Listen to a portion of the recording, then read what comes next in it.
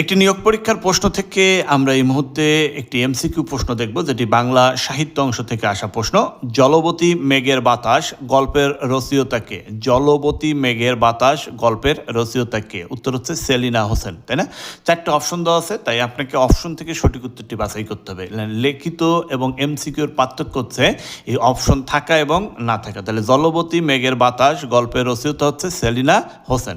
জলবতী মেঘের বাতাস গল্পের রচয়িতা সেলিনা হোসেন। উল্লেখ্য তার রচিত সাহিত্যকর্মগুলো হলো উপন্যাস জলোচ্ছ্বাস, হাঙ্গর নদী গ্রেট, মগ্ন চৈতন্য শীষ, যাপিত জীবন, নীলময়ূরের জীবন, পাদশব্দ, চাঁদ বেনে, পোকামাকড়ের ঘর বসতি, নিরন্তর ঘণ্টাধ্বনি, কাঁটাতারের প্রজাপতি, খুন ও ভালোবাসা, কালোকেতু ও ফুল্লুরা, ভালোবাসা প্রীতিলতা, টানাপোড়ন, গায়ত্রী সন্ধ্যা, দীপান্বিতা, যুদ্ধ, পূর্ণ ছবির মগ্নতা, চাঁদের বুড়ির পান্তা ইলিশ, লারা, কাঠকয়লার ছবি, মোহনীর বিয়ে, আণবিক আধার, ধূমকাতুরে ঈশ্বর, মর্গের নীল পাখি। এগুলো হচ্ছে উপন্যাস। খেয়াল করেন, এই উপন্যাসগুলোই পরীক্ষায় বিভিন্ন সময় বিভিন্নভাবে থাকে। আবার গল্পগ্রন্থ আছে, অর্থাৎ সেলিনা হোসেনের লেখা গল্পগ্রন্থ, যেগুলো থেকে মাঝে মাঝেই প্রশ্ন আসে।